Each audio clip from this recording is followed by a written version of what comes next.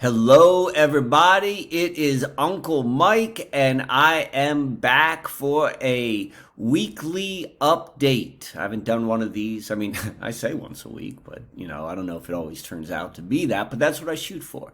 And so, what we have is the free content of the week, and then on the back end is for my special subscribe star members. Thank you very much for your support. All of those who have joined recently, thank you and welcome. And hopefully, I will get a couple more today after seeing this video that you're going to be interested in the ending, or you want to go and support Uncle Mike and you've just been thinking about it and you haven't gotten around to it yet. Maybe today is that day. It is May 3rd. So, okay, we are about to start the next week. So what I mean by that is I'm going to talk a little bit about calendars. Like the calendar system was first of all, the word calendar deals with it comes from the log of where you pay your debts, where you pay your bills. So the very fact that we use a calendar, we use that word, and we formulate our lives, our experiences through a calendar. We're doing it through a lens of like paying debts. And this works in the same way how like a debt-based currency is, and all of the notes, the Federal Reserve notes are debt-based, is saying that the more money you have, or the more currency you have, the more debt you have. And so it's a deep psychological sort of thing, but it exists also within the calendar system. And when you begin to see how the foundation of how we live our lives is controlled on that level, it starts to become clear how to move out. But anyway, so the calendar, like it serves a purpose, right? We can all agree upon a certain date, and when we can manage meetings and that sort of stuff. But it is based upon a truth. It is based upon a truth, but it's been kind of tweaked and manipulated, and that's been done in a lot of ways. But I'm going to talk about weeks right now. So typically, we think there are 4 weeks within a month, and there are other calendar systems, like the proposed 13-month calendar systems, where the weeks are a little bit are much more structured or much more consistent versus what we have in the 12-month calendar system, where some months have like 4.5 weeks, some exactly 4 weeks, and so forth. There aren't any that are 3. But anyway, that is based upon something real. It's based upon something that's observable and objective and as true as physical reality is, and that's the phases of the moon. Obviously moon and month, there's that correlation. But then there are 4 distinct phases of the moon, beginning with the new moon. It goes from new moon being totally dark to the first quarter, where it is exactly one half light, half of the disk of the moon is lit up and the other half is in darkness.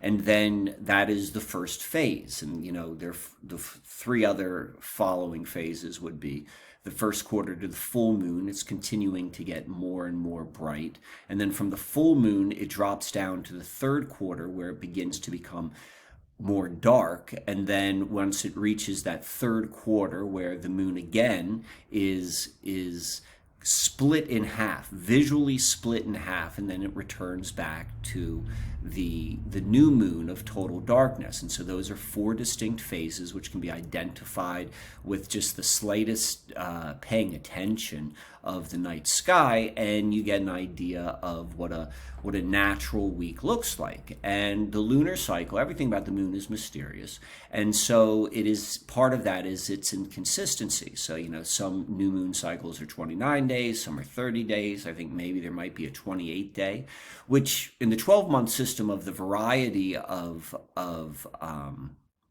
days and months, 28, 29, 30, and 31, that's kind of based on the truth, because the moon phase, the full moon cycle does change. Except it's just not aligned up to the actual truth. That's where, the slight manipulation happens. And it sounds like a subtlety, but it's the subtleties that make the difference. But anyway, so going back, when you are following the true cycle of the world we're living in, beneath the moon, beneath the heavens, well, then that kind of changes. And sometimes the phases are they're inconsistent, and they're inconsistent within a particular lunar phase, meaning like from new moon to new moon, like, not all four phases are going to be the same number of days. And then from phase to phase, the specific, or from cycle to cycle, that's confusing. From new moon cycle to new moon cycle, the length of the phases can change. Like the amount of time from new to first quarter can be 7 days, or in maybe the next lunar cycle it's 8 days. And the point I'm trying to make is it's fluid, it's dynamic, it's like being human. Like there's a predictability in the change, but then there is a not, randomness might not be the right word, because there are only so many expressions, but it changes, and that's how we are. And Groundhog's Day, that movie, kind of points to the fact that when you live life doing the same thing over and over and over again, and we do kind of have that when we have the way which the mainstream calendar system is presented. So all of that said, the point of all of that is we're about to enter the fourth phase, or the fourth week of what's known as the pink moon, which we are in right now. And so it's not just about timekeeping, because we can also look at it in terms of the energies which are actually being expressed. Like you can look at it, and again, everything's a story, but some stories are a little bit more grounded than others. And so quite literally what's happening, those four phases can be divided into two different ways of looking at it. Or I guess the entire lunar cycle can be looked at in two different ways. You can slice it in two different ways. And so one is when you're going from new moon to full moon, so the energy is expanding. And then from the full moon to the new moon, again, it's collapsing. And that's literally happening. And so we can think about that in terms of like the qualities of the environment. Like the first half is all about like, action. It's like, that's what it is. It's growing. I'm growing. It's yang energy, if you want to use that language. And then the second half is, it's a whole lot easier. It's like, letting go. It's collapsing. It's going downhill. It's all of that sort of stuff. So that's the first way to divide the lunar cycle. And then the second way is when we look at that midpoint, that the quarters, which line up exactly to the equinoxes when we look at a solar cycle. And this is like the fractal nature of reality. And it could also be, I'm aware of the fact that the moon may be completely artificial, and it does I'm open to that as an idea. Like that does, just because it's an idea, I'm not necessarily subscribing to it. But if more evidence comes out to make me realize, it's artificial, then maybe I'll change putting as much emphasis on the moon. But for right now, the moon is more real to me than possible stories of it being fake. But nonetheless, and this is what I would say: if it was fake, what they did was they lined up the lunar cycle to mimic the solar cycle. That's how you link it in. But nonetheless, it is linked in. It is linked in with the solar cycle. And so the equinoxes are like the quarters. They both represent half light and half darkness. And so we can divide the lunar cycle in the same way we can look at the solar cycle, in terms of there's a period where it's mostly dark, and then there's a period where it's mostly light, or more light, or less light. And so what that points to in terms of like energies are being exposed, being out there, putting yourself out there, and then hidden, which is more maybe internal, less out there, more internal sort of stuff. So each phase is either going to be it's going to be expanding or collapsing. And then the other way it is divided, hidden or exposed. And so we're going into the final phase, which is from last quarter into new moon. So this is both hidden and collapse.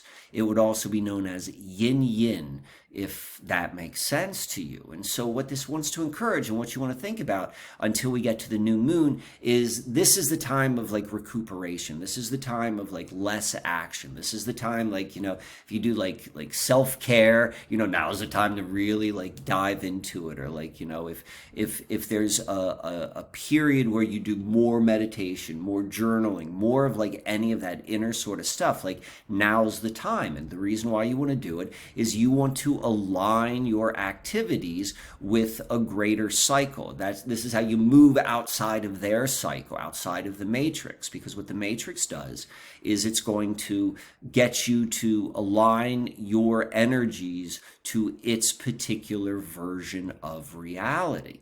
We're going to align ourselves to something no matter what. It's part of being human. There's an outer world. It's just a point of what you are aligned to, which, kind of dictates the experience you're on. So that is what we're beginning. That's what we're going into.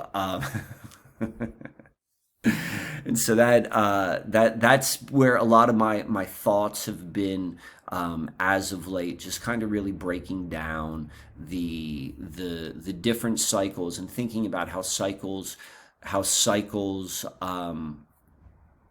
how they work. And so that's how we began.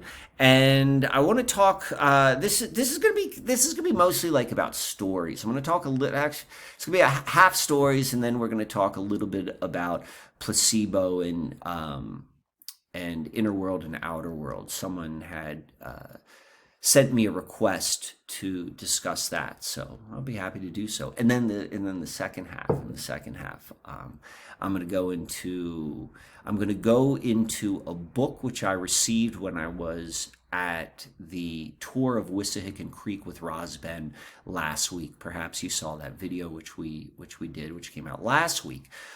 And on that day, someone gave me a book, and it answered a really, or at least suggested a really, really strange thing, particularly as it relates to the collage work which I did for the period of 2010 and 20 to 2012.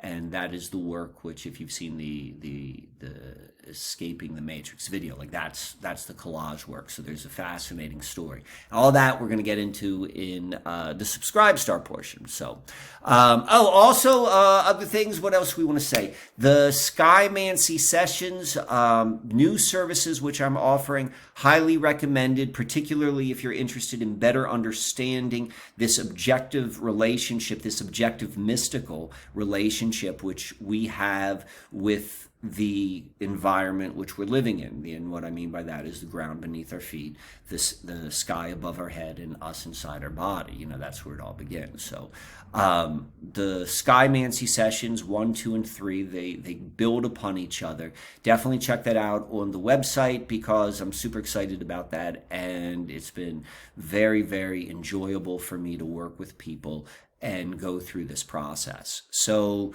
there's that. And then also the t-shirts. Go check out the t-shirts. I'm about to come up with a new one. It's called Uncle Mike's No Hands Bike Club. I think that's what it's going to be. And that's going to be a cool shirt, I think. But anyway, that's what I got going on.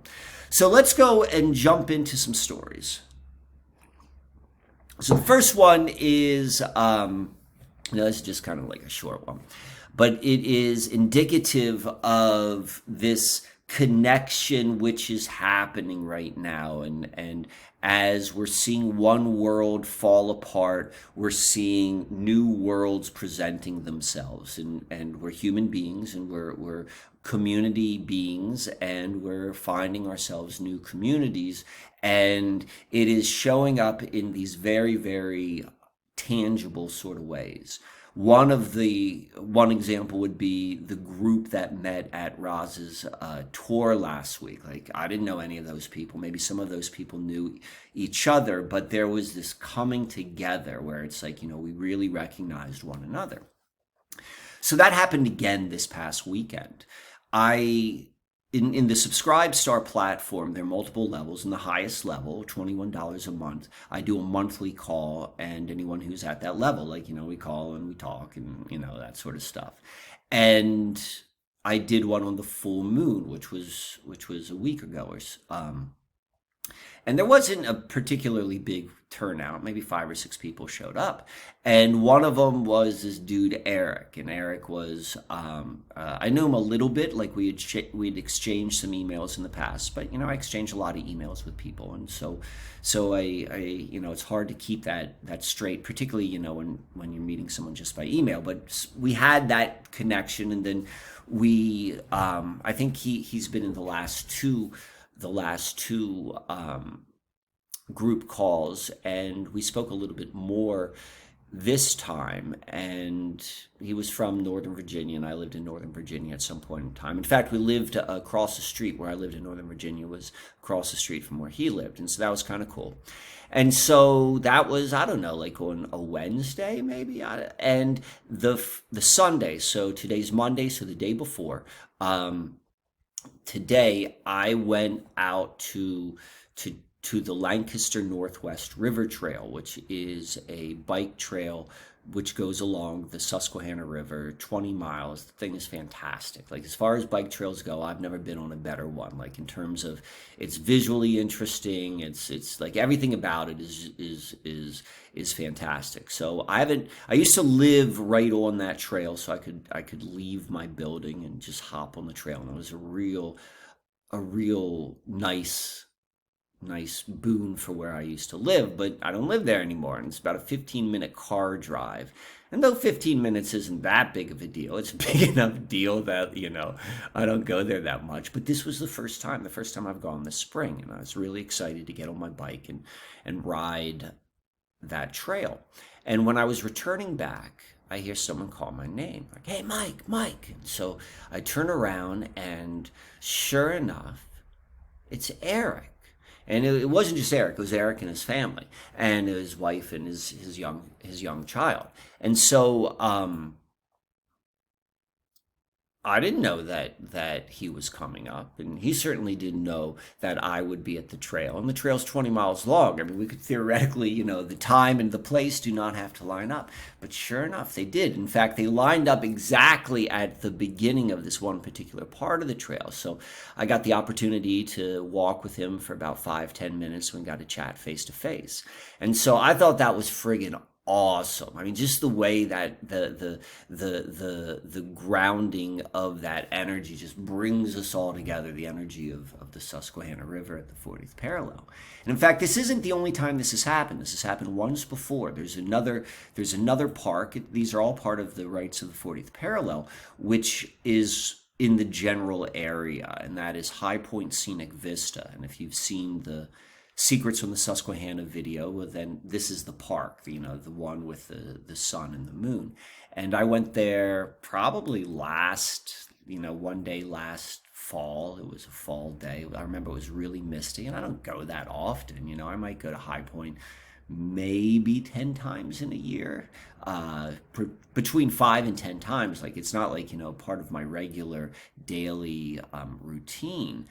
And when I went there, and it was a day which was not particularly crowded because, the weather wasn't nice. But there was one other person there, and that person, he came up to me with holding the rights of the 40th parallel. Like, I mean, I don't know, maybe like 200, 500,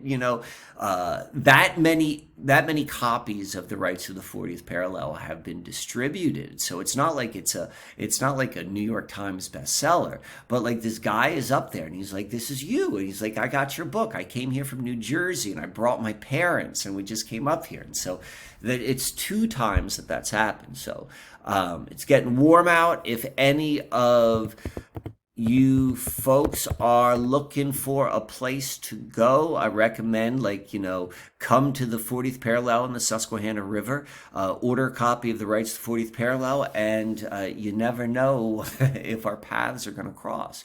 Or even more so, like during the summer, I do tours, so you could always book one of those, either an individual one, or I'm going to schedule some similar to what Rosben did coming up real soon. So keep an eye for that. So that was on Sunday.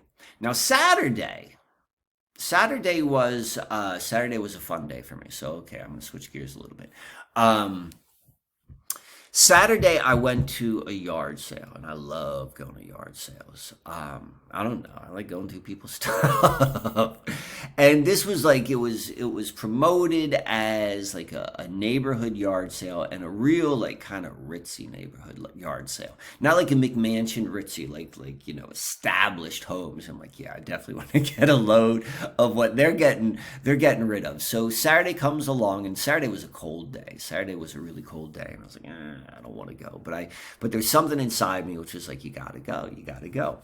So I went there, and it was a little bit of a dud. Like the number of homes which were showing me all of their stuff was much less than I had anticipated. But nonetheless, I'm walking around and I'm making the best of it. I'm like, okay, well, what am I looking for? Why am I here? Why did I feel so strongly that I needed to go to this? And sure enough, I found what I was looking for. I found two things. One thing I don't know if I'm going to use, but I think it's kind of cool. But the other thing was like that was the reason I came. So the thing which I'm kind of questionable about was I found an authentic Japanese screen, like the room dividers. I found one of those, and it was a little beaten up, but I was like, all right, this is kind of cool. I'm going to take this home with me. But the other thing I found was a statue. It was probably purchased in a touristy place, if I were to guess, probably in somewhere in Central America. It has a real kind of like Mesoamerican quality to it, and it's a terracotta. And I'm not going to show it to you now. I'm going to show you when it's complete. But I purchased it, and when I first saw it, it caught my eye immediately. I was like, oh, that's kind of interesting. And I looked for a moment, and everyone there was all masked up, and I didn't have a mask, and I was like, I didn't feel like kind of mingling with those folks. And so I'm like, maybe I'll come back and I'll get that. And I walked past the final table of what was on display, and as soon as I passed the outer edge of the table, I was hit with something inside, which was like, you go and buy that. So I just turned around immediately, went right back, and I bought the statue, and it was $5. I was super psyched about that. And the moment I put it in my bag, there was this sense of relief. I didn't even realize I was holding something that needed a relief, but obviously I was, because I felt like this shift. So anyway, I get that home, and I have another statue. And I'm going to tell you about that statue in a moment. I've talked about it in the past, but we're going to do that story again. But I had another statue, and there's a place where I display that statue. I mean, I don't think of it in terms of the word altar. That doesn't really make sense to me, but maybe someone might call it that if they saw it. But there's this where I practice body movement and stuff like that, is where I have the altar, and like I'll meditate there in the morning and so forth. It's like a special room in the house. And I put this statue right next to it. I put the new statue right next to the existing statue. And there was probably like about a 5 or 6 inch height difference. The older statue was taller than the newer one, and visually it wasn't satisfying. I mean, they should balance each other, both visually and in all ways.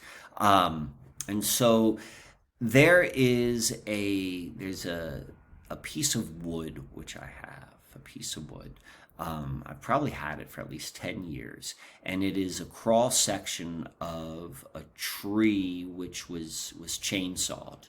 And I don't keep a lot of stuff. I don't like clutter. And so like once a year, once every 6 months, I throw out anything I haven't used for the last 6 months. And I make a lot of poor decisions from that. I've thrown away a lot of things I've regretted. But the stronger urge is like, I don't like clutter. And if I haven't used it, well, then, I shouldn't have it. And so I find a new home. But for whatever reason, this piece of wood I always kept. There was something inside me which was like, all right, you're going to use this one day. And I always kind of recognized it as a base. And I went, and as soon as I saw that the statue was too short, I was like, oh, I know the perfect base. And I brought out that piece of wood and I put the statue on top of it. And it was like a hand in a glove. It fit perfectly the way the statue sat upon the wood. And then the height of it brought it to the exact same height as the other statue. And so I've spent the last day or two beginning to prepare the base. And I'm willing to share with you the base, what it looks like right now. And it's going to look fantastic. Right now it looks a little bit off. It's kind of like you don't want to see the sausage being made. You don't want to see all the different things that go into it because it's not as pretty as the end result. But if you like to see the process, and I'm kind of excited to share the process, that's what we're going to do right now. So I'll first show you the back of this is the back of the wood, and we can see there is the bark. And the bark only covers a small portion of it. In fact, I remember I tried to take off that bark. I took off most of it, but the portion which remains I could not get off. I couldn't get a knife's blade in between the bark and the wood. So I and this was when I first got it 10 years ago. So I'm like, all right, I guess it's just going to stay here. And I sanded it. So it's very smooth here. And so when I put a stain on it, it's going to look really nice. But the front was exposed wood. And I wanted to ornament it, and there is a particular geometric pattern, a little bit of a complex pattern, which I wanted to put upon it. And this pattern I'm aware of it because of a textile, like a 12 by 12 woven textile, which I got in Peru years ago. And there's a geometric pattern on it, so I replicated that. And so the technique which I use is you first coat the wood with wood glue and you sprinkle sand on it. And then you cover all of the exposed wood or whatever part of the wood which you want to be covered with that. And it creates this amazing finish. I do it on all the walking sticks, and it makes the walking sticks very strong. I don't need the strength necessarily for this, but what it does do is it provides an amazing texture. So when it's painted, it looks kind of like stone. It looks fantastic. So then on top of that first layer of sand, I created the geometric pattern, and there are two parts of it. And so I did one part with volcanic ash, and you're going to see that as brown. And the other part I did with just sand, and I did 2 layers up, so there's going to be depth to it. And so once it's all dry, completely and it's cured a bit, I sanded a little bit to like knock away any loose grains of sand. I will paint this. And so I've done all of the detailed sand work, but it hasn't been painted yet. So let me come and show you.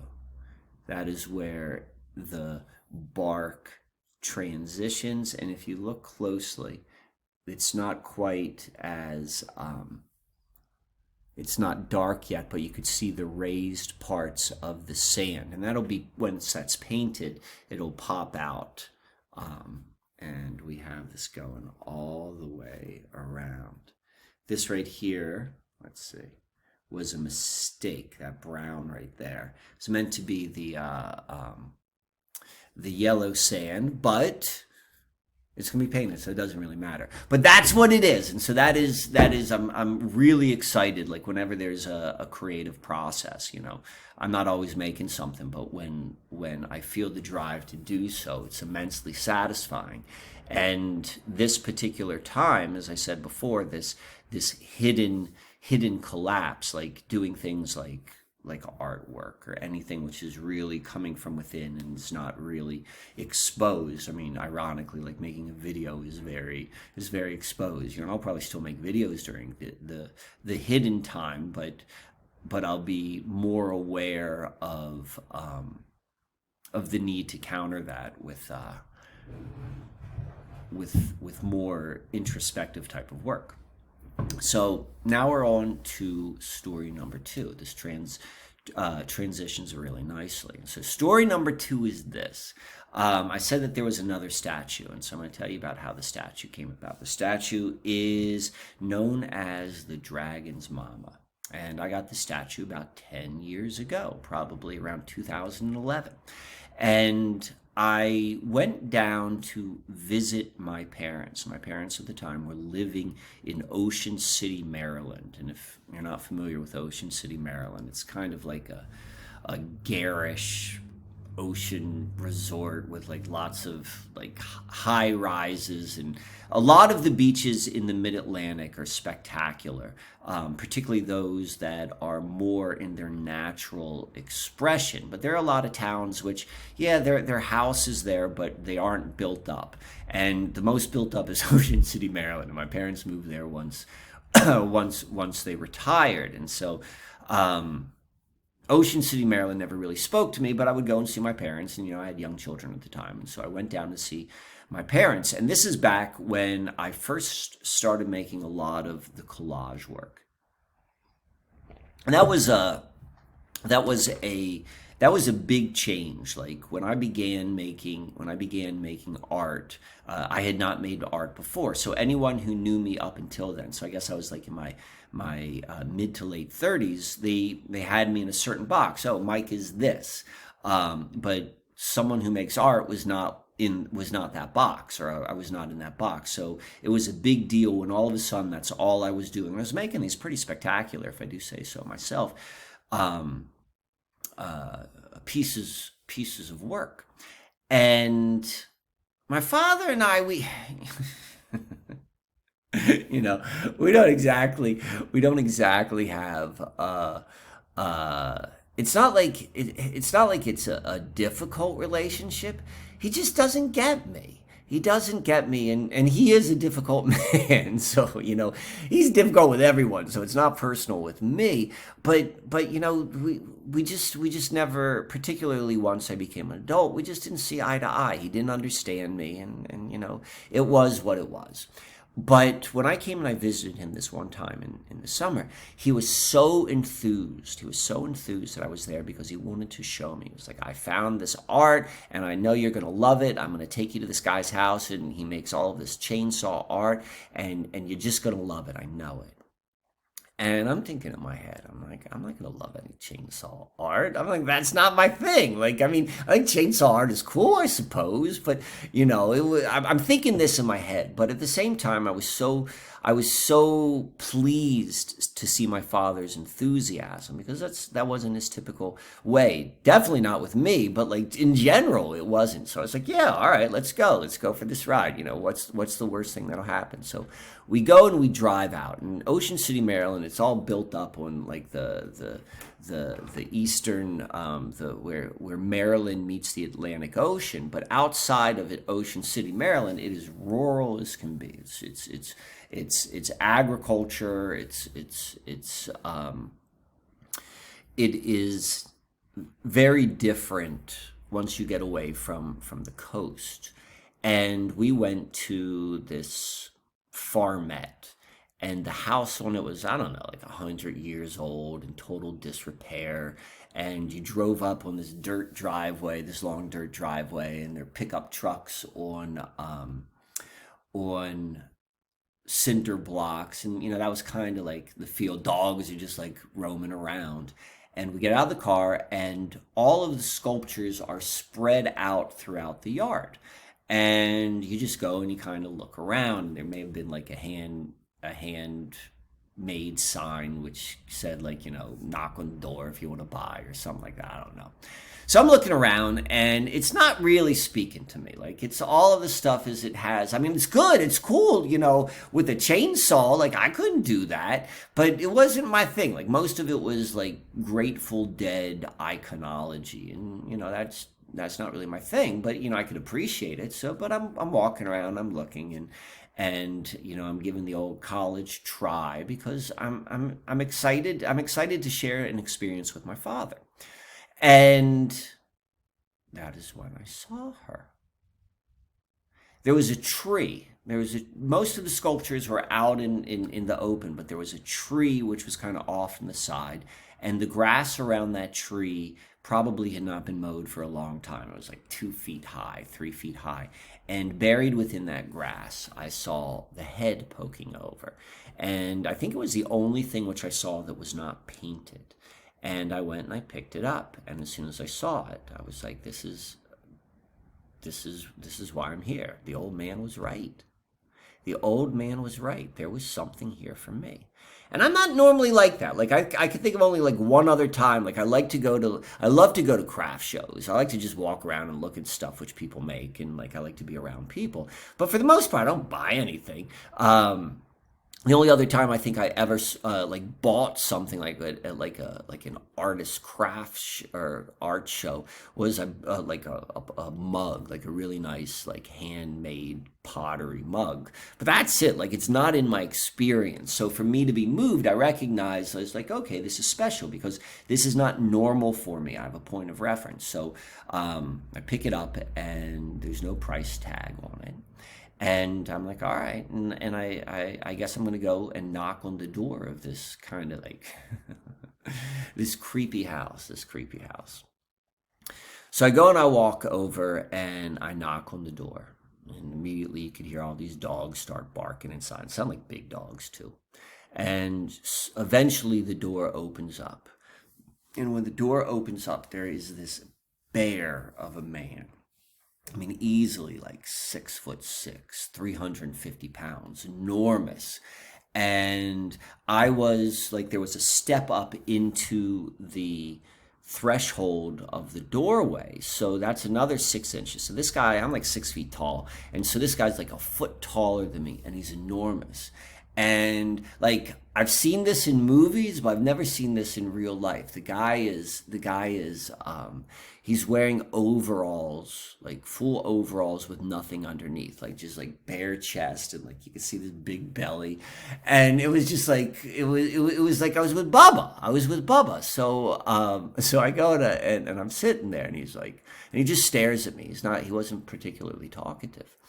And I said, yes, how much for this statue? And he looks at it. He threw out a number. I think it was like $65. He's like, $65. I'm like, okay. Well, I'm going to take this. I'm going to take this. He's like, okay. She's been waiting for you. You know that. She's been waiting for you. I'm like, what do you mean she's been waiting for me? He takes a long pause. He's like, I made her. I made her about 10 years ago. She's just been sitting there. I've never seen a person pick her up. No one's ever looked at her. But you did. She's been waiting for you. And so now I'm hooked. Because I've got this enormous giant man. Like, can you imagine like the size, like the delicacy which he was able to do with a chainsaw. Like a chainsaw is a big heavy thing, and like he's huge, and to like have all of this like enormous sort of like qualities, but this delicacy, like there's something real special about this guy. And he's like so slow moving. So then he's telling me like the statue's been waiting for me.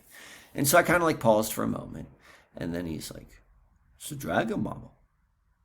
Like, it's the Dragon Momma? I said, mm-hmm. So we sat there in silence. It was like kind of who's going to speak first? And for me, that's a hard thing to do because I wanted to speak. I had to bite my tongue, but I held my tongue. And then eventually he continued with the story. I was making a great big dragon, and I was working on the wings. And a big chunk of wood, it came off. And from that chunk of wood is where she came from. Look closely, she's pregnant. She's pregnant with another dragon. And this, my friends, is the Dragon Momma. The wood is so, I don't know what type of wood it is. It feels like, some sort of exotic, like it's a very hard wood and it has this reddish color. You could see on the side the pregnancy right there. And the subtlety of this expression, I don't know if you can see it right there. But anyway, so I take home the Dragon Momma. And that was in July. It was July 2011, because it was in September, 2 months later, that I received a call from my friend Jason, who said, "Hey, have you ever heard of ayahuasca? Would you be interested in going down to Peru for an ayahuasca retreat with me?" And that opened up a whole nother journey for me. And if you're familiar with the mythos of any type of sacred journey, there's always like a calling which happens beforehand. That's always in the stories. And the Dragon Momma was my call. And so she has been part of my story for some period of time. And now I'm excited, for she has a mate. So that's the Dragon Momma story. And this is going to go and transition into more dragon stuff. Now, well, I'm going to share right now. I'm not saying this is true. I'm saying if it turns out to be true, I'm not going to be completely surprised. And if it turns out to be true, you heard it here first. Because the world is getting weird. Like the technologies that are coming in the mainstream world are so exotic. Like if you were to go back in 1977 and talk to someone and say, this is how we're living and this is what we have and these are our technologies, a person in 1977 would be like, their jaw would drop. And we're taking it for granted because it's been this slow drip, though it has been speeding up in terms of the technology. But nonetheless, the technology is changing so fast. The world is changing so fast. And we know that's an artificial world. It's a false reality. But it is always in harmony with a greater reality and greater truths. So that means all of this exotic, weird stuff is coming out. The world is changing. And so I know on another level, that there's going to be a lot of strange stuff coming out. And this, what I'm about to tell you, this may be some of that strange stuff. All right, so this is going to make sense to the folks of you who saw the latest presentation, which I did with Roz Ben. And so in it, I looked at the Susquehanna River and then specifically Cocalico Creek as a comparison to the Delaware and the Wissahickon Creek, which we went to on Roz's tour. And so four interesting things. Well, actually, no, let me take a step back. I'll take a step back. At the very end of that video, Roz asked me a question. He's like, well, what do you think about the Green Dragon? And the Green Dragon is the name of a very well-known open-air market found in Ephrata Cloister, right by, the Ephrata Cloister is the Rosicrucian stronghold, found right there, right by the Cocalico Creek. And it was a good question. And so the answer I gave was like, I brought up the parallel to the Green Dragon Tavern that within the mythos of the founding of the United States and the Revolutionary War, it was at the Green Dragon Tavern that the founding fathers are said to have plotted the Boston Tea Party. And so, and we know all about the founding fathers and the secret societies, and there's correspondence with like Rosicrucian and like a lot of the stuff which we talked about at Wissahickon Creek. And so the question was in proper context, and I answered it. But when I was done with that video, even the next day, like I was still thinking about that question. I was like, he asked me a question, and I know I didn't have the answer to it. I didn't have an answer that felt sufficient to the depth of the question, or at least how I was perceiving the depth of the question which was asked. So okay, so I want to go through a couple interesting things about that area which I talked about. I'm going to summarize what I brought up in the video. So we talked about the We talked about um, uh, obviously the green dragon and dragon and what that how that connects to the founding fathers and the secret societies and that sort of stuff.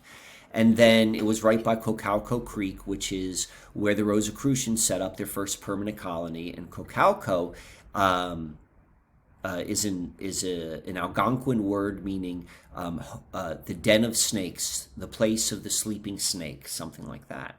And there is a word in Nahuatl, which is a completely separate language family associated with Mesoamerica, Aztec, Mayan, Toltec. And there's a word Cocalco, which is slightly different, but it's mostly the same, which has the exact same meaning, which is the home of snakes, the house of the serpent. And these languages should not be connected, and that correspondence caught the attention of Tlaquiel, who was a Tolteca elder who had come to the area, the Susquehanna petroglyphs, many times, and he brought up, he's like, this is very interesting that Cocalco and Cocalco are so similar, because Cocalco in the Aztec creation myth is where the world began on Serpent Mountain. And also within those mythos, there is a flying serpent, a plumed serpent, a feathered serpent, Quetzalcoatl, which, it kind of has, take away the word kind of, that's dragon symbology, a flying serpent. So now we have that again. And then when you go to the source of the Cocalco Creek, we go to the source of the Cocalco Creek. And for whatever reason, the Rosicrucians, they wanted to go there. And this was very significant, because it was the Cocalco Creek which connected the petroglyphs by waterway to this particular part of the landscape, maybe about 20 miles away, which we'll call right now the source of the Cocalco Creek, which is in the Middle Creek Wildlife Preserve. And I talked about that in the video. And so there are two things which are unique about that area of land. First is where the Cocalco begins, its source location. There's a boulder field. And when you're in that boulder field, you can hear this strange sound of the water underneath, or at least that's how it's told. And it kind of sounds like purring, like that kind of like gurgling sort of sound. And then also this area is known for a natural phenomenon where every year up to 200,000, up to 250,000 migrating snow geese, they agree that this is the place where they're going to stop, and they're going to stay there for a little bit. And so for whatever reason, whatever sort of system a snow geese uses to navigate, that system says this is where you guys want to stop. So where am I going with all this? Because we're talking about the Dragon Momma. We're talking about weird things. And I was stumped by that question from Ross Ben. So I thought about it. And I'm looking at it as like logically as I can. I'm going to be as open-minded. Again, I'm not saying this is true. I'm not going on record saying this is true, but I'm saying this is certainly what it's looking like. But if I were to guess, if there was such a thing as dragons, I've never seen a dragon, but if there was such a thing as dragons, I'm going to suggest they're living, sleeping, in captivity, something underground, and they're underneath that Middle Creek Wildlife Preserve. And quite possibly, that sound which we hear could be those dragons.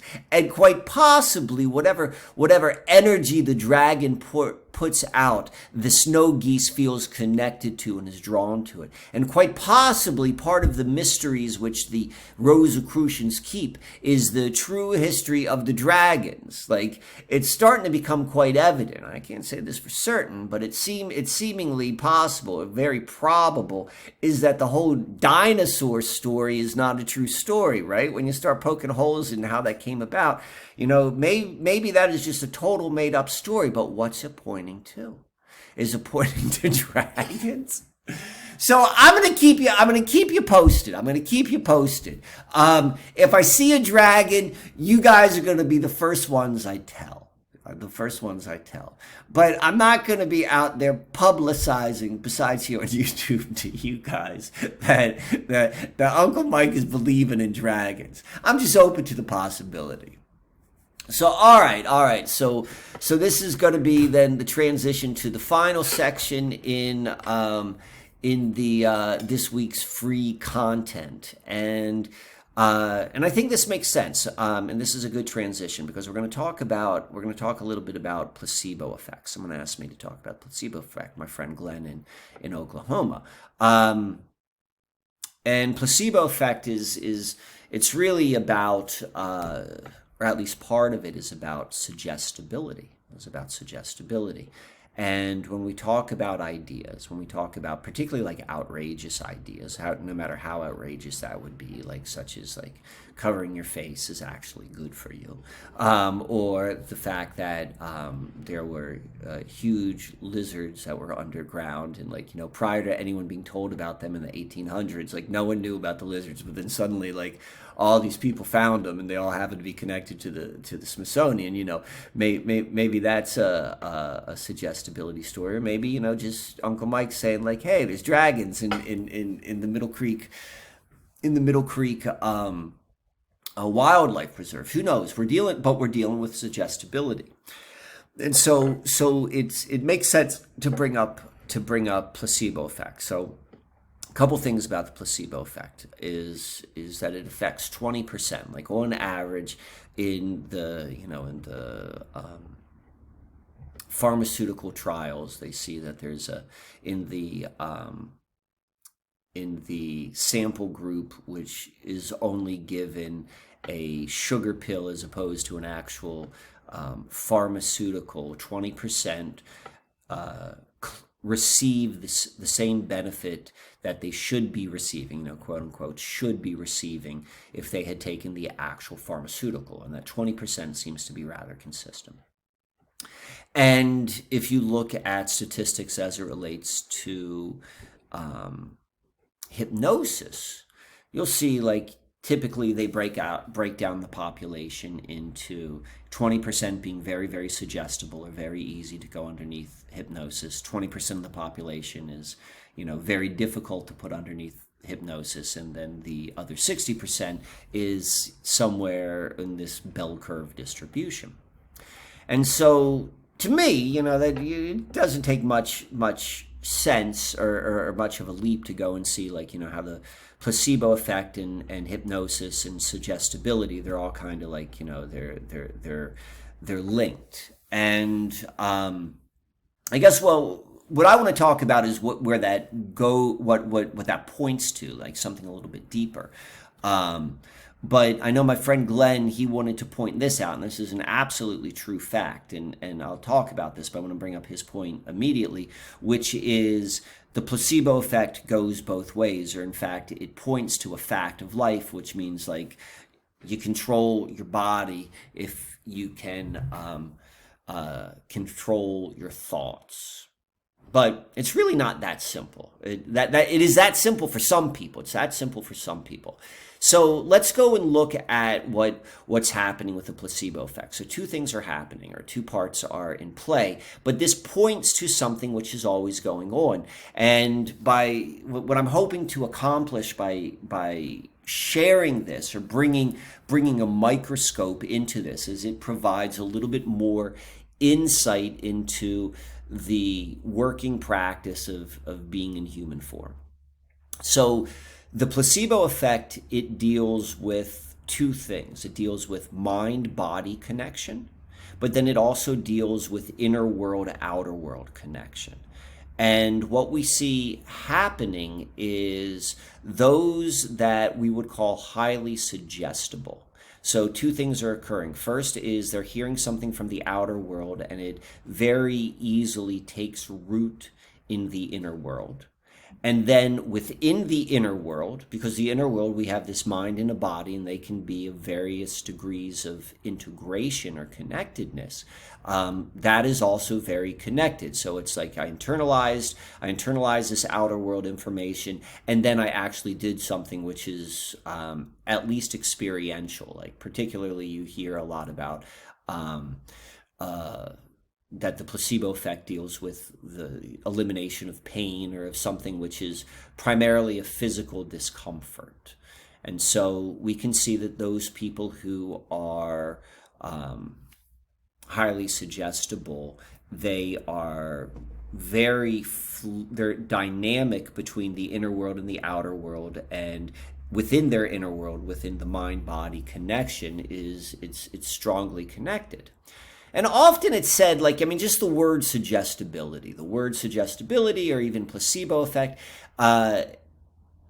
in at least a mainstream context, it has a negative connotation, like, oh, you're very suggestible. And it's not really that. It has to do more so with like how their inner dynamic is, and the nature of it. Like, there's some people whose bodies are more flexible than other bodies. There's some bodies which are more strong than other bodies, and so it's more so like that. This is a description of the quality of one's inner world, of one's invisible world, and how they interact with reality. And those are topics which I like to talk about.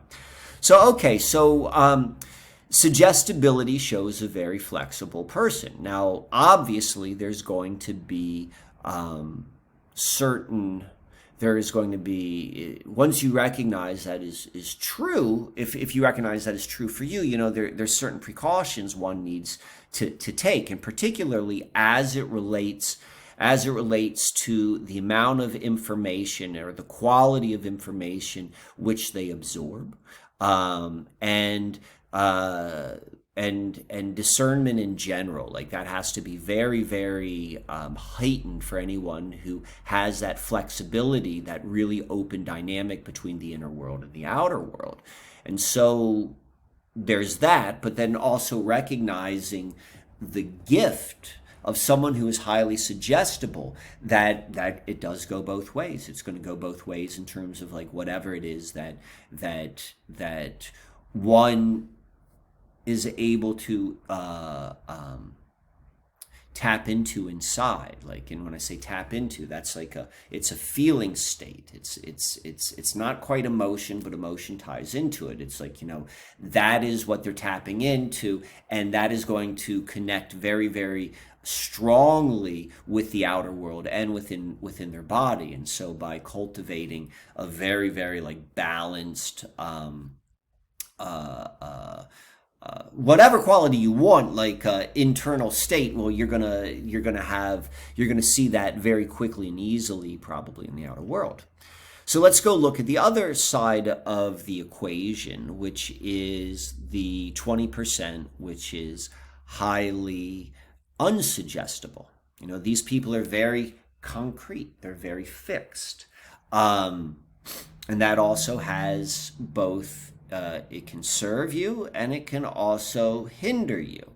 The person who is not suggestible or less suggestible, they're also known as being self-contained. So the outer world holds less impact of their inner world.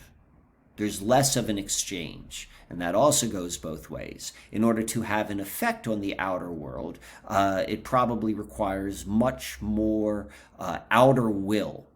Someone who's highly suggestible, there's more inner will. More inner will is able to influence the outer world than like actually like, okay, I got to go and do the hard work now. That's someone who's very contained. But someone who's very contained, they're protected from the outer world. They're not quite as influenced. They're able to walk through, they're able to see information, and if it is not in alignment with their inner world, well, then it holds no impact. It holds no effect.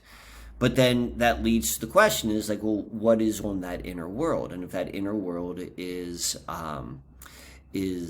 not serving, if it's filled with beliefs or viewpoints which maybe not for one's best interest, well, that's not changing. That's not being affected by the outer world as well. And so there comes with that a need to really understand what it is I want to go and say the word believe, but it's more than that. It's what you expect. Because that's what it really is. It's like a belief is like, oh, I'm joking when maybe I'm joking. But like I say, like I believe in dragons. But that's very different. That's very different than actually the inner state of expecting to see a dragon. My senses, and this is how I think the world works and how reality works, is if I could get to that level of like, I expect to see a dragon, guess what? I'm probably going to see a dragon. That's how it works. But as of right now, you can't bullshit yourself. You can't like say, oh, I want to expect it, and then I expect it. Like expecting something is so deep and it's filled with poise. There's no rush. There's no. I need to get this. Oh, I need to see it. It's not that at all. It is so deep that the expectation is that it's going to be there, and I don't even think about it. Like the next breath, you don't even think about it. You just expect that there's going to be oxygen in this environment so that you are able to breathe. Like that is the state of expectation. And so the person who holds that very self-contained posture, the amount of observation and awareness is even more significant because it's not, whatever that is, it's not going anywhere. And often the deepest, the most significant parts of which drive our interaction with the outer world, it all comes from expectations, and our expectations are the hardest friggin' things to see because we don't think they're a thing at all. So there's that. Let me go one step further. Because placebo, I think that Glenn, the reason why he brought that up was, what's going on in this world right now, particularly as it relates to CV19. And I don't really talk about it very much. So I'm going to talk about it a little bit right now. So I don't think it's a thing. This is just my opinion. I'm going to tell you why I think it's my opinion. Each person comes up with their own opinion, but I don't think it's a thing at all. I don't think it exists at all. So the question, and I'll explain that in a moment, but we were talking about suggestibility and so forth. So what about the people who are sick? What about the people who are sick? Well, are you saying they're not sick? Are you saying they're faking it? No, not at all. I'm not saying they're faking it. I think it's, I think the people who have shown symptoms which are associated with CV19 is just that. They showed symptoms that are associated with CV19, and there's just an assumption that they're one and the same. I would say a percentage of those people are going to fall underneath placebo effect. That's all it is. It has been drilled in so strongly what all of those, what all of the symptoms are, and it was done in a very, very effective, powerful, hypnotic sort of way. And all of the symptoms are so sort of like are so widely experienced that it's easy to find.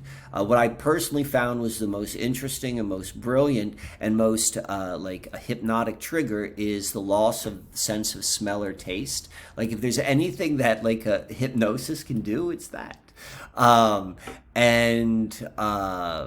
If you're suggestible, that's gonna show itself. So I think that falls into a lot of people who have experienced ailments. The other thing is the fact that probably we're just sick with something else. The statistics show. So one of the reasons I don't believe it's anything is because all the flu cases disappeared. Do they just disappear? Like this is a common modus operandi of the medical system is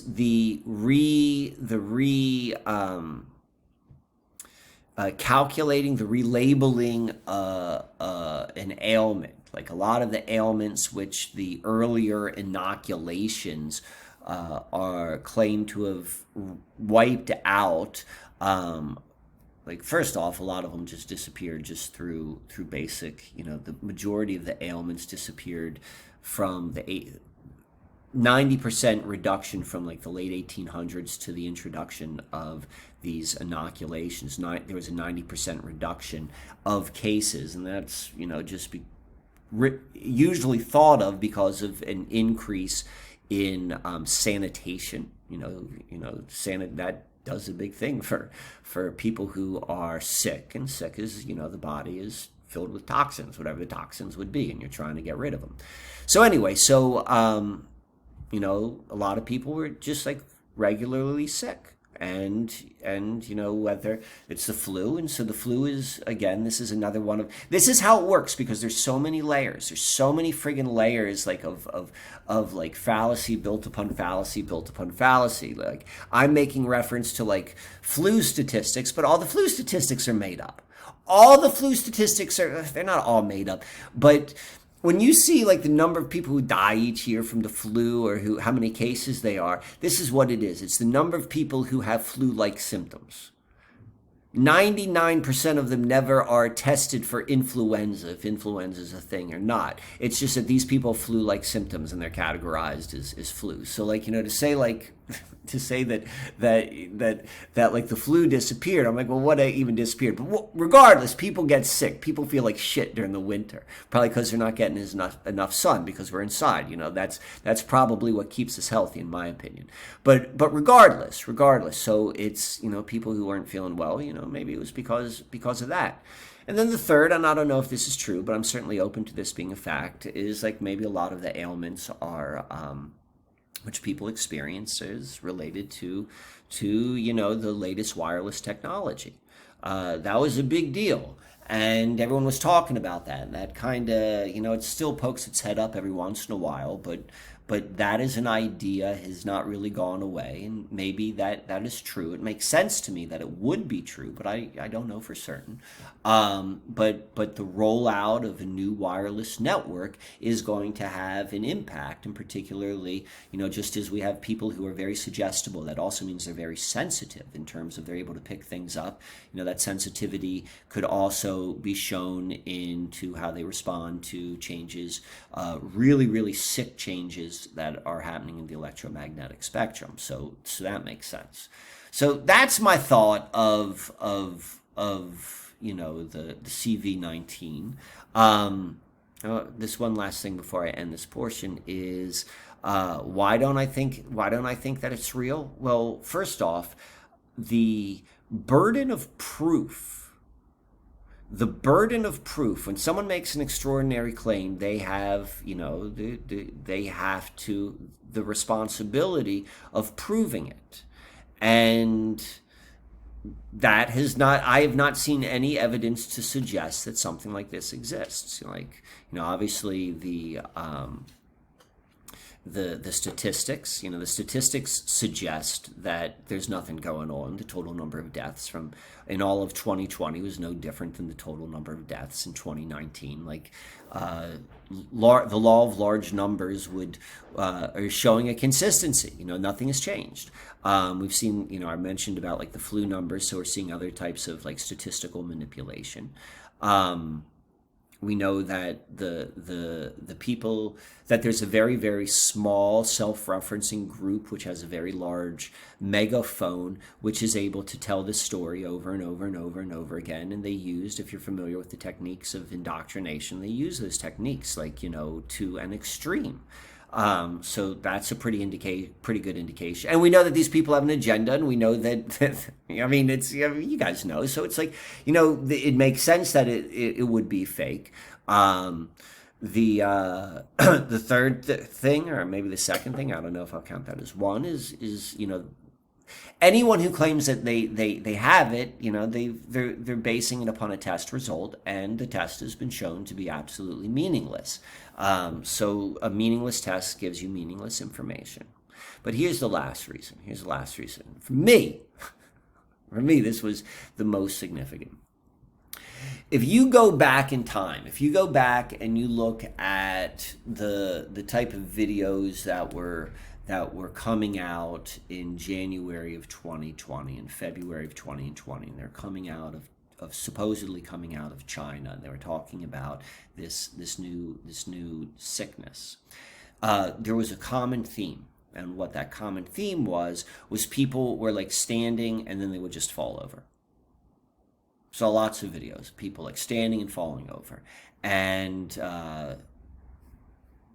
that never happened here. I'm in the United States. I've never seen one story about someone falling over. I've never seen anyone sick to begin with. But that is a part of the storyline which has not continued to be propagated. So one or two things. The thing that was going on in China, which was making people fall over, is not what's going on here because no one's fallen over. Or number two, the whole thing of them falling over is all bullshit to begin with. And again, the whole thing's bullshit. There's absolutely no evidence to believe that this thing exists. And, we see within suggestibility and all of those other techniques, why people who people who I know, people who who see through a lot of the bullshit, but they're like, oh yeah, I had it real bad. And it's not my job to be like, no, you didn't have it. I think it was, I'm not doing that. But if they're holding on to it, and if you're listening to this and you're holding on to this, I promise you this. There's a payout. There's a payoff for even someone who can see through the lies. And by the way, I don't buy any of this lab stuff. I don't buy that at all. But who see through a lot of the lies, but still subscribe to the fact that they had this ailment. It's because somewhere within the inner world, and I talked about these expectations and these beliefs which we hold. There's probably something where that. Whether it was this ailment or something else is a payoff. That's just how human beings work. And so that would be something interesting to, if I were you, to go look in a little bit deeper. I'm not gonna push anyone to do that, but if anyone is interested to get into the depths of why you would hold that, that's something which we'd probably look at in the Skymancy sessions as well. But my friends, we're wrapping up right now for the YouTube session, and I am going to go on to the Subscribe Star session, and we're going to go into the Green Man and some interesting Rosicrucian stuff. I hope to see some new members. I hope if you've watched this far and you've intrigued that you will come along with us and join us on the other side of the barrier. But if not, I'll see you the next time I put out a video.